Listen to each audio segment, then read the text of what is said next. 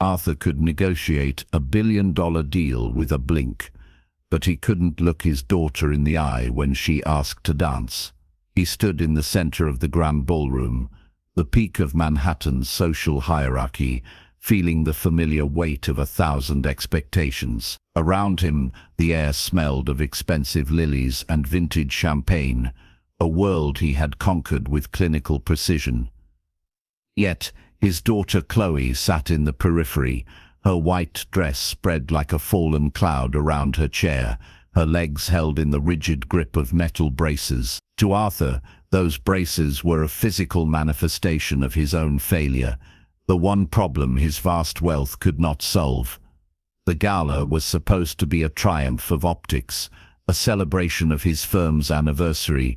Instead, it had become a cage. Arthur had spent the evening shaking hands and discussing mergers, but his gaze remained anchored to the VIP table where Chloe sat in forced isolation. He had told her to stay seated to protect her, but as he watched her hollow eyes follow the other children spinning on the dance floor, he knew he was only protecting himself from the pity of his peers. The music shifted into a soft, melodic waltz, and the room seemed to hold its breath as the waitstaff moved like shadows between the tables.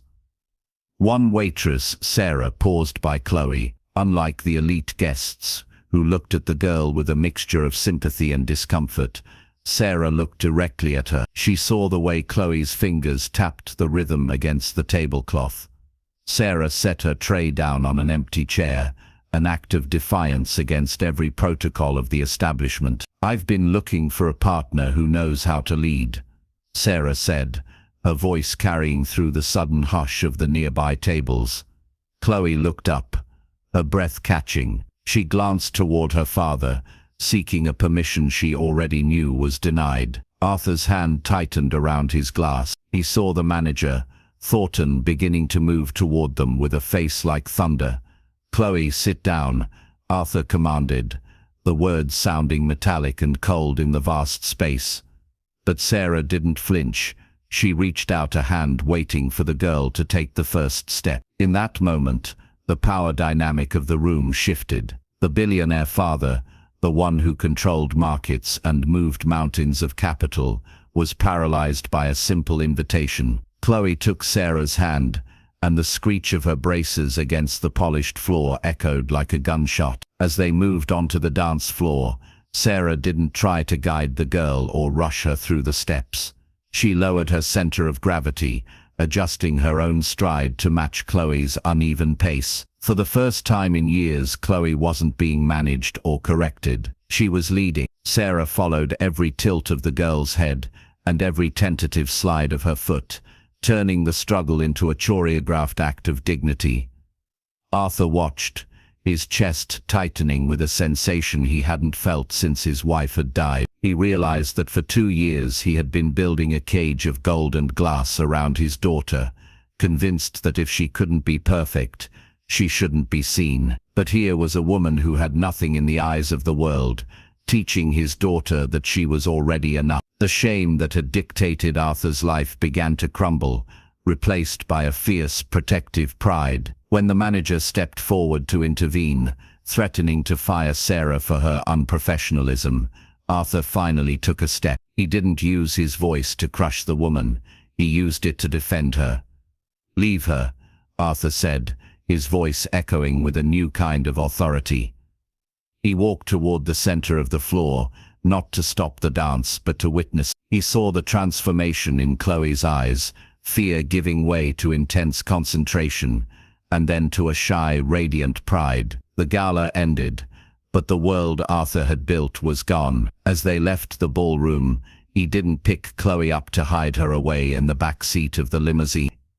He walked beside her, matching his pace to the clink of her metal braces, and for the first time, he asked her where she wanted to go next. He had spent his life leading others, but that night he finally learned the value of following. Arthur lived his life by a rhythm of cold, clockwork precision, a man who believed that the world would only obey if it were measured in seconds and decimals. His morning began in the silence of his glass-walled penthouse, where the sun hit the marble floors at the exact same angle every day, illuminating a life that was as spotless as it was hollow. He moved through his routine with an obsession for order that bordered on the religious, the perfectly pressed suit, the espresso at the precise temperature of 60 degrees, and the digital displays that fed him the rising and falling tides of global market. In Arthur's world, there was no room for the unpredictable. Every variable was a problem to be solved, and every problem had a price tag. Yet, just down the hallway, behind a door he often hesitated to open, lived the one variable he could not control. Chloe was his daughter, a girl who should have been the crown jewel of his legacy, but instead she was a reminder of his own limitation. Since the accident, her presence was defined by the rhythmic, mechanical clinking of metal braces, a sound that Arthur found increasingly distressing because it broke the perfect silence of his home. To Arthur, those braces were not a tool for her mobility. They were a loud, metallic confession that all his billions could not fix what was broken. He stood at the threshold of her room, watching her struggle to reach for a book on her nightstand. His first instinct was to call for a specialist or a nurse, to delegate the messy reality of her needs to a professional. He loved her with a fierce, protective intensity, but it was a love filtered through a lens of shame and clinical detachment. He viewed her condition as a crisis to be managed rather than a life to be lived. Instead of stepping inside to help her, to feel the warmth of her hand or hear the cadence of her thoughts, he retreated to his study. In the quiet sanctuary of his office, Arthur did what he did best. He opened his checkbook. He spent 20 minutes researching the most expensive, rarest dollhouse in the world, a custom-built Victorian replica with working lights and hand-painted silk wallpaper. It was a masterpiece of craftsmanship, costing more than most families earned in a decade. To Arthur, this was the ultimate gesture of fatherhood. He told himself it was an act of shielding her, of providing her with a world she could control when the real one was so unkind. In reality, the gift was a wall of gold. It was an expensive substitute for the one thing Chloe actually wanted: a real conversation, a gaze that didn't flinch at her braces, and a father who wasn't terrified of her struggle. As he clicked the button to finalize the purchase, Arthur felt a brief sense of relief, the familiar satisfaction of a deal closed. He had provided for her, he had secured her comfort, and most importantly, he had bought himself another day of not having to look his daughter in the eye and admit that he was just as broken as he feared she was. The black sedan glided to the curb like a shark through dark water, its tires silent against the rain-slicked pavement of the gala venue. Inside the plush, leather-scented cabin, Arthur adjusted his cufflinks with a mechanical precision that left no room for error. Beside him sat Chloe, encased in a dress of shimmering white silk that seemed to mock the rigid metal of the braces hidden beneath her skirts. As the chauffeur opened the door, a wall of camera flashes erupted, turning the night into a jagged strobe of white light and shouting voices. Arthur felt a familiar surge of adrenaline mixed with a cold, creeping dread. This was his arena, his theater of power, and tonight every detail had to be flawless. "Stay close to me," he murmured, his voice low and devoid of warmth, more an executive order than a paternal comfort. He stepped out first, offering a hand to Chloe, not to support her, but to guide her movement in a way that minimized the visible struggle of her gait. The red carpet stretched before them, a long tongue of velvet leading into the heart of the grand ballroom, and as they walked, Arthur could feel the weight of 1,000 gazes. He saw the way the photographers hesitated, their lenses lingering just a second too long on the way Chloe's rhythm broke the smooth flow of the crowd. He felt the pity in their silence, a silent judgment that he interpreted as a direct critique of his own perfection. Once inside the suffocating luxury of the ballroom, where the air was thick with the scent of lilies and the sharp tang of expensive gin, Arthur led Chloe toward a secluded corner. The VIP table was draped in heavy damask, positioned behind a pillar of marble that offered a strategic view of the room while keeping the table's occupants partially obscured from the main dance floor. It was a gilded cage, disguised as a place of honor. Arthur pulled out her chair, his movements efficient and distant. "You'll stay here for the evening, Chloe," he said, his eyes already scanning the room for the board members he needed to impress. Chloe looked up at him, her eyes reflecting the glittering chandeliers like cold stars, a question forming on her lips as she watched a group of children her age gathered near the orchestra. Before she could speak, Arthur cut her off with a practiced firmness. "It's for your own safety. I don't want you to overexert yourself or risk a fall in this crowd. It's better if you remain seated where everyone can see you are comfortable."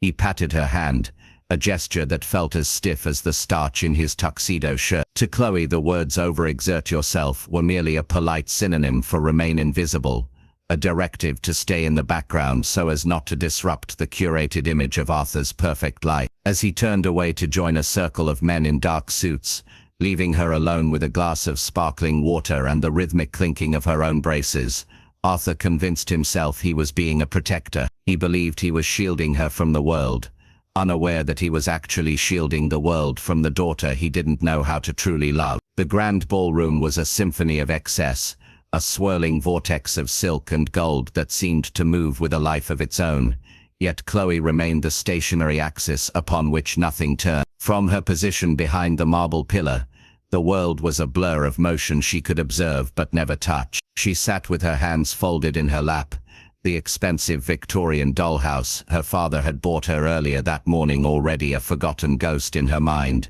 It was a static toy for a static life. Her eyes, wide and hungry, drifted toward the center of the room where the younger guests were gathered. They moved with a careless, liquid grace, their laughter lost to the swell of the violins, their feet light as air on the polished wood. Every time a girl her age spun in a circle, her skirts flaring like a blooming flower, Chloe felt a sharp, rhythmic ache in her own chest that no brace could support. Arthur stood several yards away, the center of a different kind of circle. He moved through the crowd with the calculated ease of a predator, his glass of sparkling cider held at a precise angle as he closed the gap on a potential merger. But even as he spoke of market shares and quarterly projections, his peripheral vision was a jagged edge of anxiety. He was acutely aware of the pitying looks cast toward the VIP table, the softened eyes of socialites and the hushed, tragic whispers of his competitors. To Arthur, these looks were more damaging than a stock market crash. They were a public acknowledgement of a flaw he could not legislate away. He felt the sting of their sympathy as an insult to his competence, a crack in the armor of the billionaire, who was supposed to have conquered every obstacle.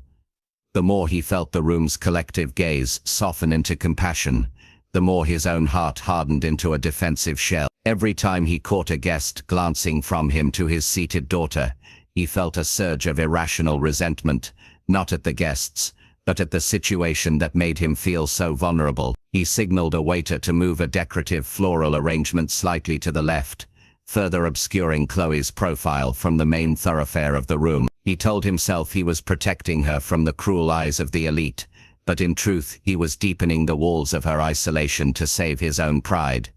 Chloe watched the adjustment of the flowers, seeing the vibrant petals rise like a new wall between her and the music. She saw her father's back turned to her, his posture rigid and unyielding, a man who would rather build a fortress than admit he was afraid of a dance floor. The metallic clink of her braces as she shifted in her seat felt louder than the orchestra, a persistent, lonely sound that echoed the silence of the gilded cage he had built for her. She was surrounded by the greatest wealth in the country, yet she had never felt more impoverished. Sarah moved through the ballroom with the invisible grace of someone who had spent her life navigating spaces that weren't built for her. While the guests saw only the uniform, the crisp white shirt, the sharp black bow tie, and the tray of crystal flutes, Sarah saw everything else. She noticed the fake smiles of the investors, and the way the shadows stretched long across the marble floors, but mostly she noticed the girl behind the pillar. Sarah had been assigned to the VIP tables, a task that required a specific kind of stoicism, but as she approached the table where Chloe sat, she felt a pull of recognition that no professional training could suppress. As Sarah hovered near the edge of the damask-covered table to replenish the sparkling water, she stayed quiet, letting herself blend into the background of Arthur's carefully curated fortress. From this vantage point, she saw what Arthur was too blinded by pride to notice. Chloe wasn't just sitting still. Her small, pale hands were resting on her lap, but her fingers were dancing. They twitched in perfect synchronization, with the orchestra's staccato mimicking the intricate footwork of the performers on the main floor. Chloe's eyes were fixed on a young couple spinning in the distance, and as the music swelled, the girl's shoulders swayed almost imperceptibly, a rhythmic ghost of a movement trapped within a body the world had deemed broken. Sarah watched as Chloe's hand lifted an inch from her silk dress, her wrist turning in a delicate flourish that mirrored the lead violinist's crescendo. It was a moment of pure instinctive artistry. In that slight motion, Sarah didn't see a disabled girl or a problem to be managed. She saw a dancer who was being denied her stage. She saw a child who understood the soul of the music better than the wealthy patrons clinking glasses a few feet away. Sarah knew that rhythm wasn't something you had in your legs. It was something you had in your bones, and Chloe was vibrating with it. The realization hit Sarah with the weight of a physical blow. The girl didn't need a cure, and she didn't need more expensive dolls. She simply lacked a partner who was brave enough to let her lead. Sarah caught Chloe's gaze for a fleeting second, a silent spark of understanding passing between the waitress in the bow tie and the princess in the gilded cage. While Arthur stood with his back turned deep in a conversation about compound interest, Sarah began to formulate a plan that would defy every rule of the establishment, driven by the simple, radical belief that no one should have to dance alone in their own mind. The atmosphere in the grand ballroom had reached a fever pitch of performative elegance, a high society machine humming with the sound of hollow laughter and the heavy scent of hothouse lilies. Sarah stood at the edge of the service station, her tray tucked under her arm, her eyes never leaving the small figure of Chloe. She could feel the rhythm of the room, a rigid, predictable pulse, and she knew she was about to break it. Before she could take a single step, a hand clamped firmly onto her shoulder. It was Manager Thornton, his face a mask of strained professionalism, his eyes cold and unblinking behind gold-rimmed spectacles. "You've been hovering near that table for 10 minutes, Sarah," he hissed, his voice a low, venomous vibration that barely carried over the orchestra. "Refill the flutes on the west wing, and move on. Those people didn't pay $5,000 a plate to watch the help stare at their children. Stay in your lane, or you'll find yourself out on the sidewalk before the main course is served." Sarah looked at Thornton, then past him to where Arthur was laughing at a joke made by a man whose watch cost more than Sarah's childhood home. She saw Chloe's fingers still tapping that silent, desperate beat against her silk skirt. The lane Thornton spoke of was a narrow, invisible track designed to keep people like her and people like Chloe in their assigned places, one serving, the other suffering, both silent. "I'm done with this lane," Sarah said, her voice unexpectedly steady. She didn't wait for Thornton's reaction. She didn't look back at the tray she had set down on the service station. She walked across the expanse of polished marble, her flat shoes making a rhythmic, purposeful sound that seemed to cut through the soaring violins. Arthur didn't notice her at first. He was mid-sentence, explaining the nuances of a tech acquisition, his back still a literal wall between his daughter and the world. Sarah stepped into the small, shaded sanctuary created by the marble pillar. Chloe looked up, her breath hitching in her throat, her eyes widening as the waitress who had been a shadow suddenly became a person. The metal braces on Chloe's legs let out a faint, lonely clink as she shifted in surprise. Sarah didn't look at Arthur. She didn't look at the elite guests who were beginning to murmur at the breach of etiquette. She dropped into a slight, respectful crouch, so she was eye level with the girl. The world of billionaire fathers and clinical managers faded into a blurred background. "I've been watching you from the edge of the room," Sarah said, her voice a warm contrast to the icy luxury of the ballroom. "And I noticed something. Everyone out there is just following the music. But you're the only one who actually feels it." Chloe blinked, a single tear shimmering in the light of the chandeliers. "I can't dance," she whispered, her voice a fragile thread of sound. "My dad says it's too much. He says I have to stay here."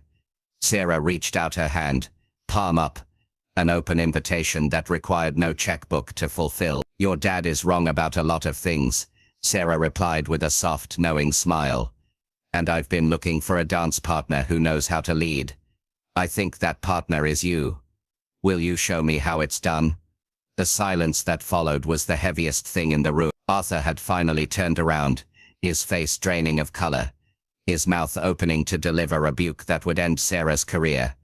But before he could speak, Chloe's hand, small and trembling, reached out and settled into Sarah's palm. It was the first time in 2 years the girl had reached for something other than a gift or a brace, and as Sarah closed her fingers around the girl's hand, the invisible cage of the VIP table began to dissolve. The transition from the velvet-draped sanctuary of the table to the vast open expanse of the dance floor felt like a crossing of a great divide. Chloe's hand was a cold, fluttering bird in Sarah's warm grasp, and as she stood, the mechanical screech of her braces against the polished oak floor sounded like a cry of protest in the sudden vacuum of the room's conversation. Arthur stood frozen, his glass of cider suspended halfway to his lips, his face a mask of horrified disbelief. He looked as though he wanted to rush forward and shield her, to hide the imperfection of her movement from the predatory lenses of the socialites, but the sheer audacity of the moment held him in place. Chloe took her first step,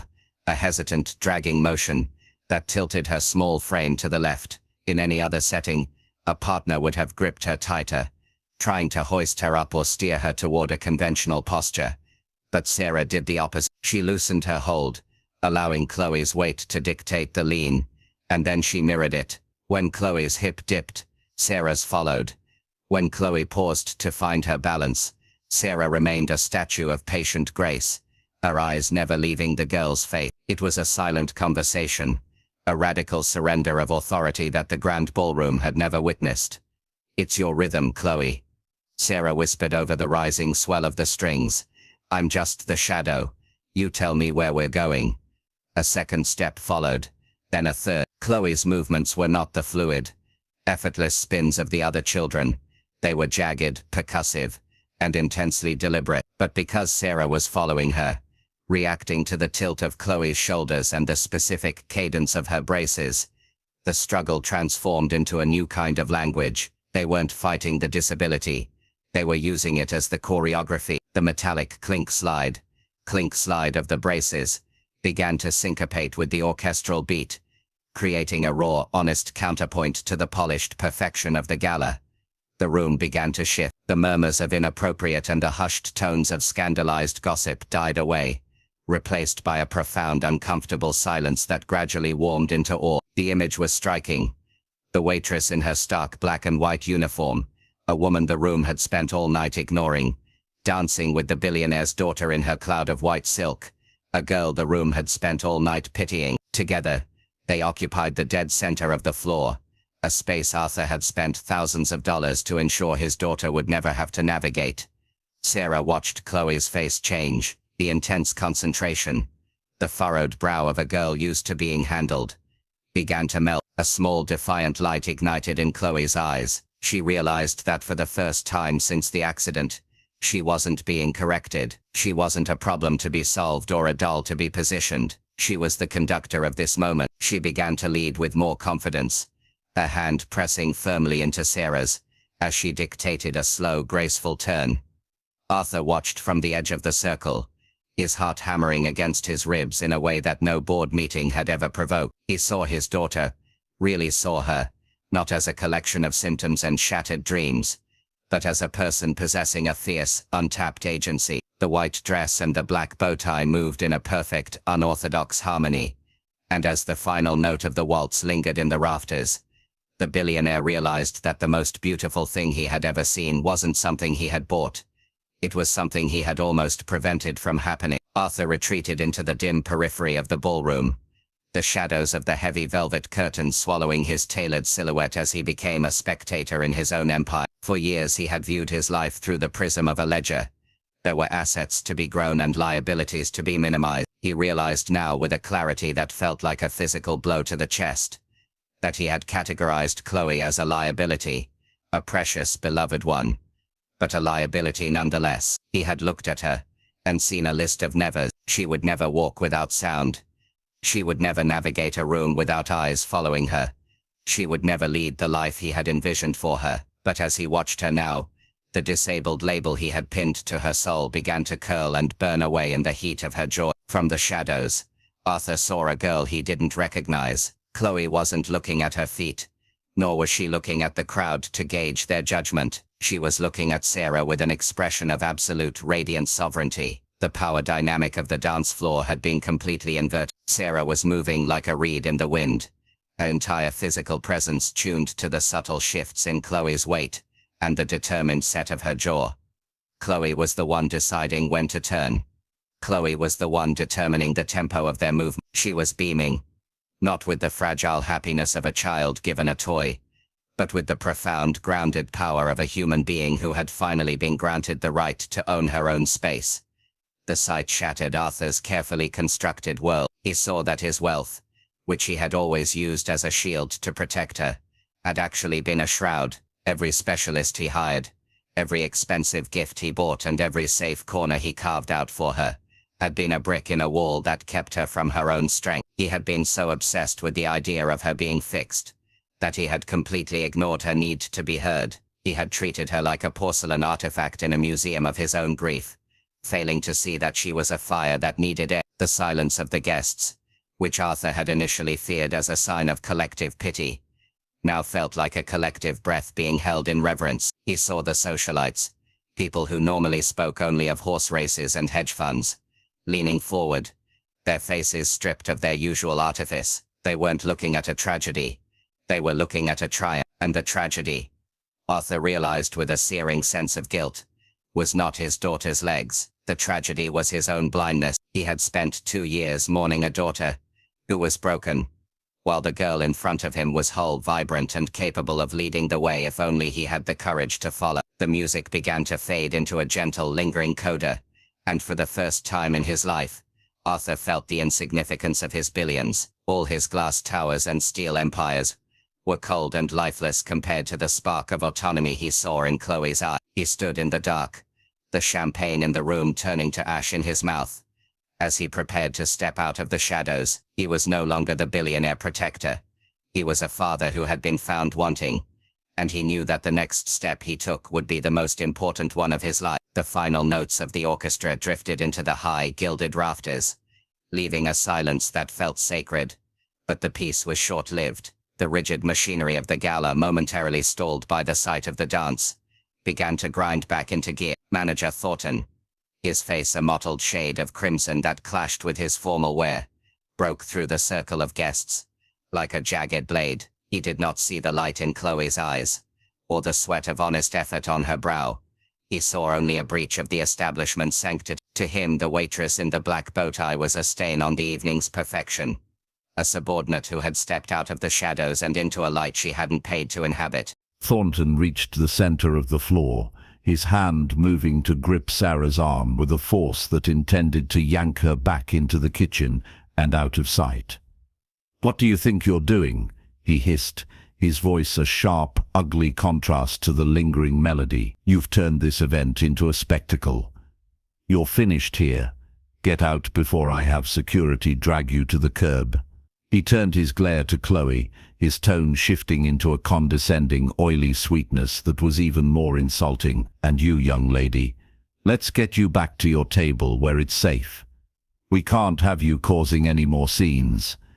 He reached for Chloe's shoulder, his intent to steer her back to the hidden corner behind the marble pillar. But before his fingers could touch the white silk of her dress, a sound erupted from the shadows that stopped the entire room in its tracks. "Take your hands off her." The voice didn't just speak, it boomed, carrying the weight of a man who was used to moving markets with a whisper. Arthur stepped out from the darkness of the velvet curtains, his silhouette cutting a sharp, imposing figure against the shimmering backdrop of the ballroom. He didn't walk with the hurried anxiety of a protective father. He moved with the cold, calculated fury of a king defending his blood. The guests parted like water before a prow as he marched toward the center of the floor. Thornton froze, a sycophantic smile beginning to form as he prepared to apologize for the interruption. "Mr. Montgomery, I am so sorry for this girl's behavior. I'll see to it she never works in this city again." "You'll do nothing of the sort," Arthur interrupted, his voice low and vibrating with a power that made the crystal chandeliers above them seem to tremble. He stood between Thornton and the two women, his back to the crowd, his focus entirely on the man who had dared to call his daughter a scene. Sarah didn't disrupt this gala. She's the only person in this room who actually understood the purpose of it. She didn't see a disabled child. She saw a person. Something you and apparently I failed to do all evening. The room was so quiet that the faint rhythmic ticking of a nearby grandfather clock seemed to roar. Arthur turned his gaze to Sarah. For the first time he didn't look at the staff as a collective of service. He looked at her as an equal, a teacher who had just given him the most expensive lesson of his life. Then he looked at Chloe. He saw the way she was standing, tired, yes, but upright, her hand still resting confidently in Sarah's.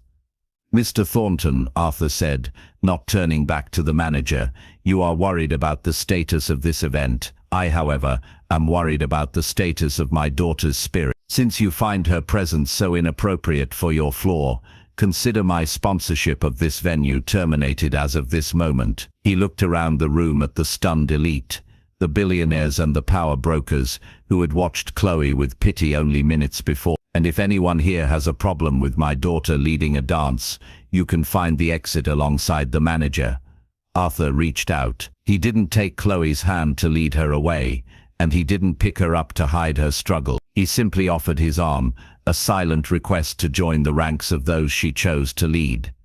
As he stood there, defying the very social structures he had spent decades building, Arthur realized that his status was a hollow shell. The only thing that mattered was the girl in the white dress, who was finally looking at him not with fear but with the shared secret of a newfound strength. The heavy oak doors of the grand ballroom swung shut behind them, muffling the distant artificial hum of the gala and replacing it with the cool, honest air of a Manhattan night. The sidewalk was a stage of wet concrete and yellow streetlights, far removed from the gold-leafed perfection of the world they had just left. The chauffeur stood by the idling sedan, his hand already on the door handle, prepared to scoop Chloe up as he had done 100 times before, treating her like a fragile piece of luggage to be safely stowed. Arthur raised a hand, a sharp but quiet gesture that stopped the man in his tracks. For the first time in 2 years, the billionaire didn't reach down to lift his daughter. He didn't signal for the wheelchair or look for the shortest, most invisible path to the car. Instead, he stood tall in the cool night air and simply offered his hand, palm up, exactly as Sarah had done on the dance floor. Chloe looked at his hand, then up at his face. The cold, clinical mask of the perfectionist had been discarded back there among the lilies and the champagne. In its place was a man who looked weary, humbled and remarkably present. Chloe reached out, her small fingers curling around his, and together they began the long walk toward the curb. The sound was the first thing that changed. The rhythmic, metallic clink slide of her braces, which had once sounded to Arthur like a clock ticking down his failures, now sounded like a drumbeat of resilience. He didn't try to hurry her. He didn't look around to see if anyone was watching the billionaire and his imperfect child. He adjusted his stride, shortening his steps and slowing his pace until he was moving in perfect synchronization with her. He was no longer the man leading an empire. He was a father following his daughter's lead. When they reached the car, Arthur didn't immediately usher her inside. He leaned against the frame of the sedan, looking out at the city skyline, a forest of glass towers he had helped build, none of which felt as solid as the connection he felt in that moment. He looked down at Chloe, seeing the smudge of exhaustion under her eyes, but also the lingering glow of the dance. "Chloe," he said, his voice soft, stripping away the executive tone he had used as a shield for so long. "I think I've spent too much time telling you where to sit and how to stay safe. I forgot to ask you what you actually wanted." Chloe leaned against him, the metal of her brace resting against his polished shoe. She didn't ask for a new toy or a bigger house. She looked up at the endless grid of lights and the sprawling, unpredictable streets of the city. "I want to go somewhere where I don't have to sit behind a pillar, Dad. I want to see what else I can do." Arthur nodded, a lump forming in his throat that no amount of wealth could swallow. The checkbook stayed in his pocket, The viable solutions were gone. He realized that the first real step wasn't just the one she had taken on the dance floor. It was the one they were taking together now, into a life that was allowed to be messy, loud and unpolished. "Then that's where we'll go," Arthur whispered, tucking a stray lock of hair behind her ear. "You tell me the way. I'm right behind you." As the car pulled away from the curb, merging into the chaotic, beautiful flow of the city, the billionaire looked back at the gala lights one last time. He was leaving behind the man who needed everything to be perfect, and for the first time in his life, he felt truly successful. He didn't know what the future held, but as he felt Chloe's hand squeeze his in the dark of the back seat, he knew he was finally exactly where he was supposed to be.